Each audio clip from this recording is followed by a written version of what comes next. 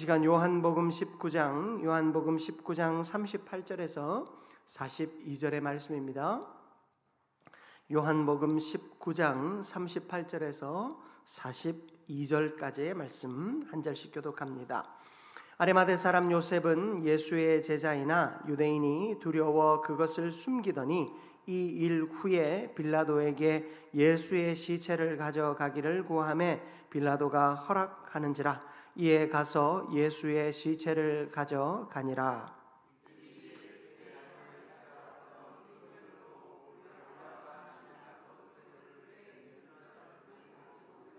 이에 예수의 시체를 가져다가 유대인의 장례 법대로 그 향품과 함께 세마포로 쌌더라.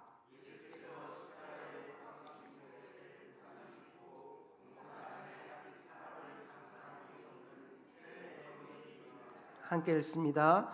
이날은 유대인의 준비일이요 또 무덤이 가까운 고로 예수를 거기 두니라.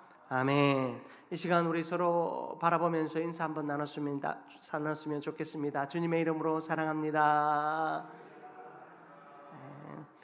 한 번만 더 이렇게 인사 나눌까요? 주님은 우리의 믿음을 드러내십니다. 아멘. 오늘 특별하게 또 우리 돌아오는 주일날 단기 선교를 출발하는 우리 단기 선교팀이 함께 예배하고 있습니다. 말씀 듣고 기도할 때 특별히 단기 선교팀을 위해 많이 기도할 텐데요. 여러분들 뜨겁게 또 하나님께서 행하실 일들을 기대하는 마음으로 함께 기도해 주셨으면 좋겠습니다. 오늘은 요한복음 19장 38절에서 42절 말씀을 통해 어둠 속에서 드러난 용기 있는 믿음이라는 제목으로 함께 은혜를 나누고자 합니다. 십자가 사건 이후의 분위기는 철저한 침묵과 또 절망이었습니다. 예수를 따르는 자들은 아무 말도 할 수 없었습니다. 내가 따르던 자가 죽었습니다. 이제 이 권력의 중심은 예수께 있지 않았습니다. 예수가 말하던 그 하나님의 나라는 이제 영원히 사라진 것 같습니다. 유대인들이 강력한 힘을 가지고 그들을 윽박지르고 또한 억누르고 있었습니다. 그러하기에 그들은 모든 소망을 잃고 침묵한 채 절망 가운데 빠져 있었을 것입니다. 아니나 다를까 제자들은 다 흩어졌습니다. 소망의 불은 완전히 꺼진 것 같습니다. 모든 것이 끝난 것처럼 보이는 그때 성경은 뜻밖의 사람들을 우리 앞에 세우고 있습니다. 큰 소리로 외치지 않았던 사람들, 앞에 나서지 않았던 사람들이었습니다. 그러나 가장 어두운 순간에 믿음을 행동으로 드러낸 사람들이 등장합니다.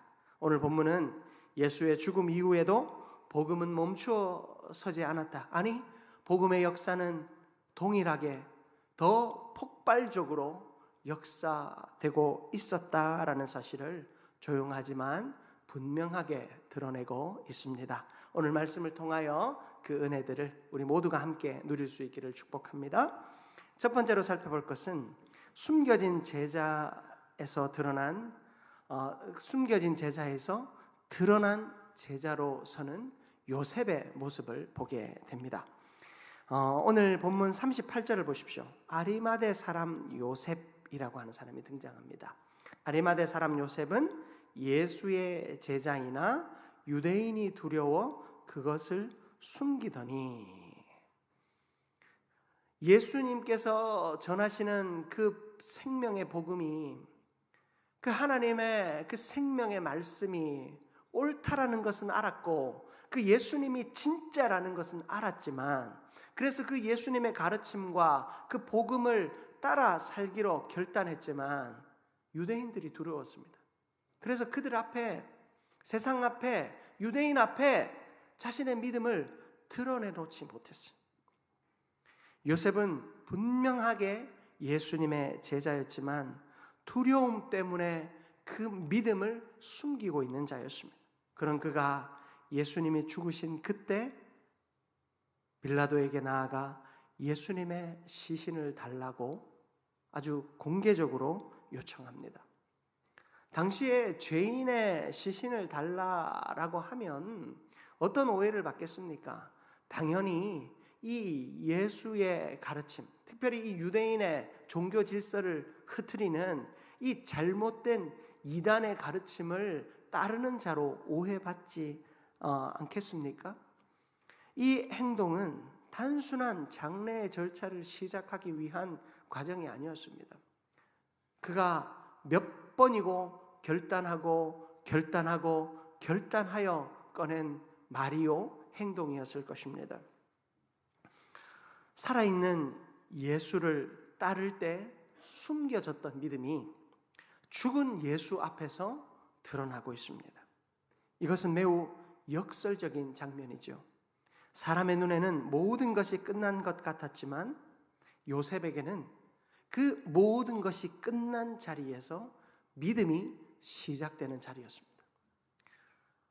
네가 용기가 있으면 예수가 살아있을 때 같이 죽을 그런 각오를 가지고 따랐어야 되지 않느냐. 너의 믿음 다 가짜 아니냐 라고 사람들이 손가락질하고 비난할 수 있을 것입니다. 비겁하다라고 말할 수 있을 것입니다. 네가 아직 내려놓는 것이 부족하구나. 네가 아직 다 내려놓지 못했구나. 그러놓고는 어떻게 예수의 제자라고 말할 수 있느냐. 사람들이 손가락질할 수 있었을 것입니다.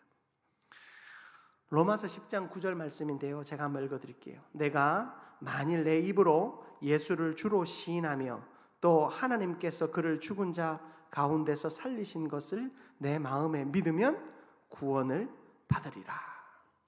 여러분, 믿음은 언제 드러납니까? 상황이 좋아질 때가 아니라 소망이 사라진 것처럼 보일 때 그 믿음이 드러납니다. 여러분, 이 요셉, 아리마대 사람 요셉에게 모든 소망이 사라진 것 같습니다. 그러나 그 모든 소망이 사라지고 오히려 모든 사람이 포기하고 뒤돌아설 때 그는 지금 이 순간 자신의 믿음을 드러내야 할 때, 자신의 감추어뒀던 믿음을 입으로 시인하고 고백해야 될 때를 알았습니다.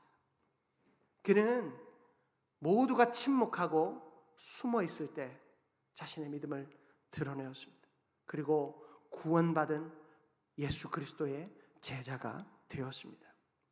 사랑하는 성도 여러분, 우리의 믿음이 언제 드러나느냐, 사실 그 문제도 중요합니다. 처음부터 믿음을 드러내고 좋은 시절부터 믿음으로 살아가는 것 참 중요합니다. 그러나 모두가 믿음을 포기한 순간, 모두가 위기 앞에 두려워 벌벌 떠는 그 순간 용기 있게 믿음을 고백할 수 있는 그러한 믿음 또한 하나님은 기뻐 받으십니다. 중요한 것은 내가 내 입술로 또한 내 삶으로 믿음을 드러내어야 한다라는 것입니다. 잘 될 때가 아니라 위기의 때에, 힘들고 어려운 그때에 우리는 믿음을 고백할 줄 알아야 합니다. 하나님은 우리에게 바로 그 위기의 순간에 우리의 입술로 터쳐나오는 그 믿음의 고백을 듣기를 원하십니다. 두 번째로 살펴볼 것은 밤에 찾아왔던 니고데모도 하나님은 부르고 계신다라는 사실입니다. 여러분, 39절을 보십시오.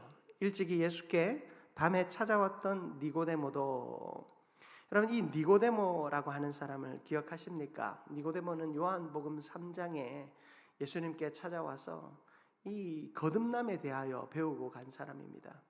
그는 이 거듭남에 대하여 도무지 이해할 수가 없었습니다. 그냥 돌아간 것 같아 보입니다. 그런데 성경은 참 재미있게도요, 이 니고데모에 대하여 재미있는 표현들을 쓰고 있습니다. 특히 이 니고데모가 요한복음 3장에서는 그냥 돌아갔거든요. 예수님을 선생이라고 말하였지만 구원자로는 아직 믿지 못한 채로 돌아갔습니다. 그러나 예수님의 그 가르침 앞에 그의 마음에 아주 불씨 같은 게 타오르기 시작했어요. 그러나 자신의 신분, 이 유대인의 공회원이라고 하는 그 신분 때문에 자신의 그 믿음을 드러낼 수 없었던 거예요. 그러다가 요한복음 7장에 보면 이 공회에서 예수에 대하여 갑론을박하는 때가 있습니다. 그때 예수를 어떻게 그들이 잡아 죽일까 고민할 때 그가 당당히 이야기합니다. 우리 율법은 사람의 말을 듣고 그 행한 것을 알기 전에 심판하느냐? 우리가 예수를 앉혀놓고 그 예수에 대하여 들어보지도 않은 채 듣는 소문 몇몇 사람이 보고 온 이야기를 듣고 와서는 예수를 죽이자고 하면 그게 말이 되냐? 우리가 법대로 하자 이야기를 합니다. 이때도 자신의 신앙을 드러내진 않았습니다. 그러나 소극적이지만 예수를 변호하는 말을 하는 것을 성경은 기록하고 있는 것을 봅니다. 그리고 오늘 이 요한복음 19장에서 예수님이 죽으신 이후에 그의 장례를 제일 앞장서서 치르고 있는 모습을 보여줍니다. 니고데모 역시 밤에 예수를 찾아왔습니다. 낮에 사람들이 보면 자신이 위험에 처할까 봐, 어려움을 당할까 봐 아주 소극적으로 예수를 찾아왔던 사람입니다. 그러나 예수의 그 가르침 앞에서 조금씩 변화되기 시작했습니다. 그리고 그는 모략과 침향 섞은 것을 100리트라쯤 가지고 왔다고 39절은 이야기합니다. 여러분, 이 100리트라는 오늘로 환산하면 33kg 정도 된대요. 예. 쌀 3분의 1 가마니 정도 되잖아요. 보통 이 일반인들이 죽으면 그 장례를 치를 때는 그람 단위로 이 향품을 쓰는데 이 예수의 죽음 앞에 이 100리트라 33kg 보통 왕이 죽었을 때 이 정도의 양을 쓴다고 합니다. 그가 처음에는 예수를 선생으로 여겼지만 이제는 그가 예수를 왕으로 모시게 되었다라는 사실입니다. 밤에 찾아왔던 사람이 이제는 빛 가운데 헌신을 드러내고 있습니다. 요한복음 3장 21절을 보면 진리를 따르는 자는 빛으로 오나니 이는 그 행위가 하나님 안에서 행한 것임을 나타내려 함이라 하시니라. 진리를 따르는 자는 어디로 온다고요? 빛으로 온대요. 그는 어둠 속에서 예수를 찾아왔습니다. 그리고 아무도 자기를 주목하여 보기를 원하지 않았습니다. 돌아갈 때도 어둠 속에서 돌아가기를 원했습니다. 그러나 그가 이제는 어떻게 변했습니까? 빛으로 나옵니다. 그리고 그저 선생이던 그를 왕으로 모시는 참 제자가 된 것입니다. 사랑하는 성도 여러분, 우리의 신앙은 점점 변화합니다. 어떻게 해요? 어두움에서 빛의 자리로. 예수 그리스도가 우리를 구원하셨다라는 그 사실은 단번에 우리의 삶에서 일어나는 일입니다. 그러나 예수 그리스도가 나의 구주, 나의 하나님이라는 사실을 내 삶으로 드러내는 데는 많은 시간이 필요합니다. 어떤 사람은 말도 못하고 아무것도 못한 채 그저 교회만 왔다 갔다 하다가 어느 순간 그 빛이신 예수 그리스도를 발견하는 그 순간 자신의 삶을 통하여 예수 그리스도를 드러내기 시작합니다. 처음부터 헌신하고 봉사하는 사람이 있는가 하면 교회만 나오다가 저 사람이 교회 떠나지만 않았으면 좋겠다 하던 사람이 어느 순간 어느 누구보다도 주를 위하여 헌신하고 목숨을 거는 사람들이 있습니다. 저 역시도 한두 번쯤 말씀드렸죠. 예수를 모태신앙으로 믿었지만 그 예수를 믿는다라는 것이 구체적으로 무엇인지 청소년 시절, 어린 시절에는 잘 몰랐습니다. 교회 가는 것이 귀찮기만 하고 꼭 TV에서 여러분 아십니까? MBC에서 10시에 딱 드라마 외화를 했어요. 재밌는 외화. 교회는 9시까지 갔는데 예, 딱 예배 마치고 빨리 공부하고 빨리 집에 돌아오면 그게 끝나. 뭐 지금은 뭐 VOD도 있고 OTT도 있으니까. 근데 그때는 그런 것들이 싫더라고요. 한 번쯤 교회 안 갔으면 좋겠다. 그런 생각들 늘 했어요.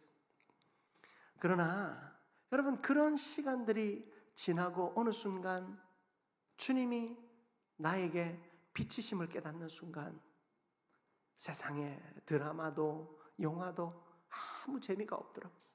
주일날 말씀을 듣고 그 말씀 앞에 서는 내가 너무나도 행복했어요. 내 몸이 어떻든 내 상황이 어떻든 하나님을 예배하는 것이 참 기쁨이 되더라고요. 사랑하는 성도 여러분, 우리의 시작은 예수 그리스도로 말미암습니다. 믿음의 시작은 예수 그리스도로 말미암습니다. 그러나 그 삶이 빛으로 드러나기까지는 어떤 이는 많은 시간이 걸릴 수도 있습니다. 어떤 이는 베드로처럼 그 자리에서 다 내려놓고 따르는 자도 있을 것입니다. 그러나 한 가지 분명한 것은 베드로는 바로 따라 나섰지만 결국에 결정적인 순간에 도망을 쳤습니다. 주님이 다시 데려왔습니다. 그러나 오늘 만나는 이 요셉과 니고데모는 예수님과 절대 가까이 있지 않은 것 같았습니다. 저 멀리서 예수님에 대한 이야기를 듣고 또 저 멀리서 평안나게 예수님의 말씀을 끊임없이 들었을 것입니다. 그리고 그 가운데 그의 믿음이 점점 자라기 시작하며 나중에는 어느 누구도 말릴 수 없을 정도로 용감한 믿음을 가지고 주의 일을 감당하는 자가 되었습니다. 베드로도 옳고 이들의 모습도 옳습니다. 분명한 것은 내가 주님 앞으로 한 걸음 한 걸음 나아와야 한다라는 사실입니다. 여러분은 지금 어떤 자리에 서 계십니까? 수요 생기 예배 정도 나오실 정도의 믿음 되시면 뭐 베드로 이상쯤 되실 것 같은데, 주일날 예배드리고 그냥 돌아갔다가 또 주일날 외에는 만나기 어려운 성도들 가운데 많은 이들이 어쩌면 요셉과 같은 모습으로 또 니고데모와 같은 모습으로 서 있는 자가 있을 수도 있겠다 생각을 합니다. 그러므로 우리가 누군가를 판단하고 또 정죄할 이유가 없는 것이죠. 분명한 것은 하나님, 저 사람이 예수 그리스도를 만났다면 그 예수 그리스도를 만난 저들이 주님의 참 제자로 어두움에서 빛 가운데로 나아오게 하여 주옵소서. 그럼 우리가 그렇게 기도하고 동역한다면 우리의 공동체가 정말로 예수 그리스도의 부활 공동체, 예수 그리스도의 십자가 공동체, 예수 그리스도의 사명의 공동체로 온전히 쓰임받게 될 줄 믿습니다. 단기선교팀 역시 마찬가지예요. 단기선교 팀원들 가운데에도 아무것도 모르고 따라가는 우리 사람도 있을 수 있어요. 우리 자녀들 같이. 그러나 여러분, 그 어떤 걸음으로 시작되었든 예수 그리스도를 위한 걸음이요, 예수 그리스도의 생명을 위한 걸음이라면 하나님은 그 걸음에 복 주시고 우리를 성장케 하여 주실 줄 믿습니다. 진리를 따르는 자는 빛으로 나아오나니 이는 그 행위가 하나님 안에서 행한 것임을 나타내려 함이라. 빛으로 행하는 우리의 모든 걸음은 하나님 안에서 이루어지는 거예요. 하나님의 통치와 하나님의 도우심과 하나님의 인도하심 속에 이루어지는 것입니다. 그러므로 우리는 의심하지 말아야 합니다. 마지막으로 여러분, 급박한 장래 속에서 하나님의 계획이 드러남을 봅니다. 예수님의 시신은 유대인의 장례 관습대로 향품과 함께 세마포로 쌌습니다. 그리고 십자가 가까이에 있던 새 무덤에 모셨습니다. 여러분, 이 장례는 6월절이 시작되기 전에 빨리 해치우는 장례처럼 보여집니다. 그래야 자기들도 유월절에서 함께 음식을 먹고 교제할 수 있는 겁니다. 시체를 만지고 나서 그걸 유월절에 시체를 만지면 그 유월절 음식을 함께 먹지 못하고 잔치에 참여할 수 없기 때문에 이들은 빨리 급하게 예수의 장례를 치른 것처럼 보입니다. 그러나 이 급함 속에서도 하나님의 섬세한 계획이 담겨 있습니다. 여러분, 새 무덤은 무엇을 의미합니까? 예수님의 시신이 다른 시신과 섞이지 않게 하기 위함입니다. 다른 시신과 혼동되지 않게 하기 위함입니다. 예수의 부활이 온전한 모습으로 모든 이들에게 확실하게 드러나기 위함입니다.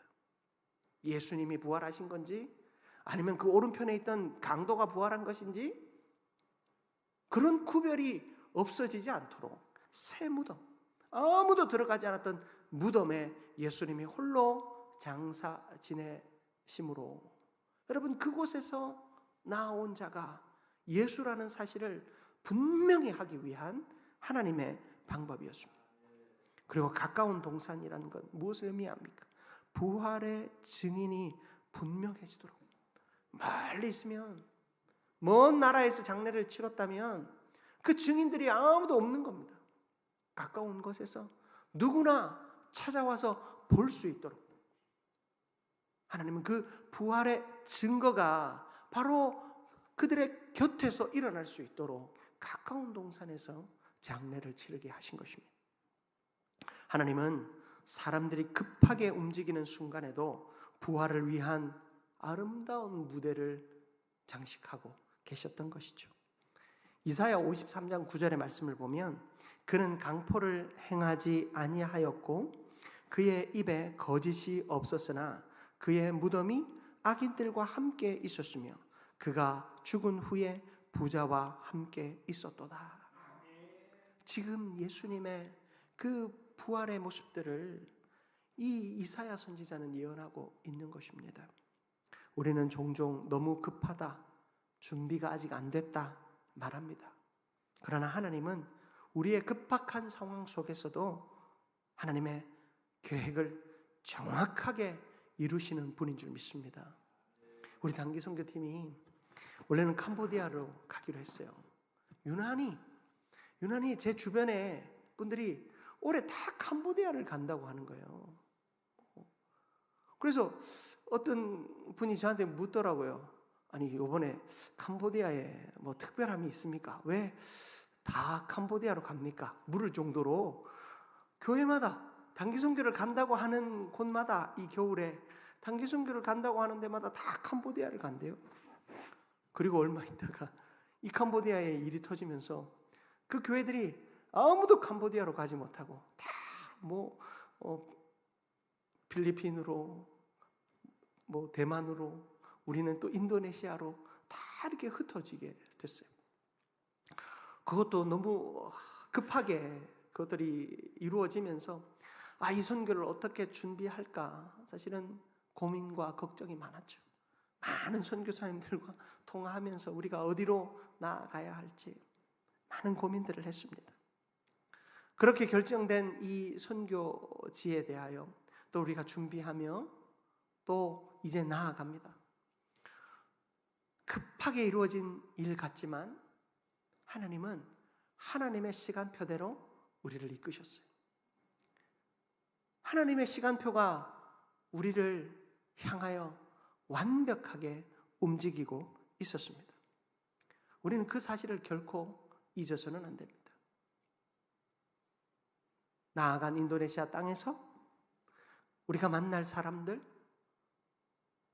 어쩌면 태초부터 하나님께서 이미 작정하신 그 하나님의 계획과 섭리였을 수 있습니다.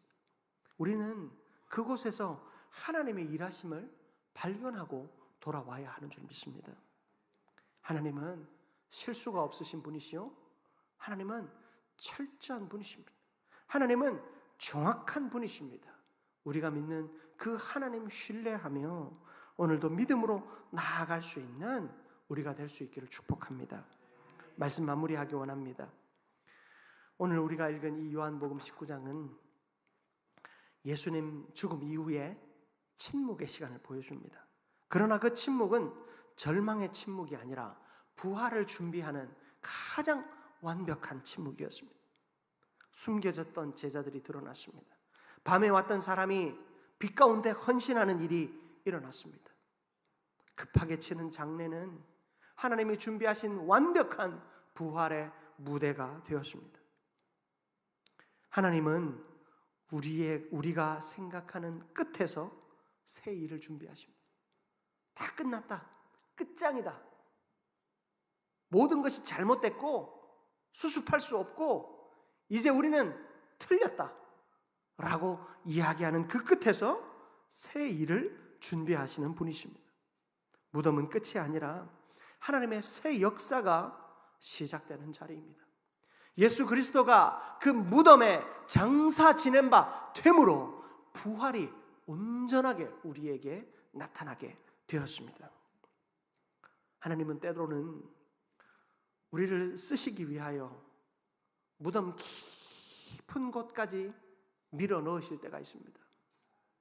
여러분, 우리 그리스도인들이 고난과 환난을 당함이 세상과 구별이 없더라고요. 오히려 세상 사람들보다 더 많은 고난을 당하더라고요. 그러나 하나님이 우리에게 고난을 주시는 이유는 세상과는 완전하게 다릅니다.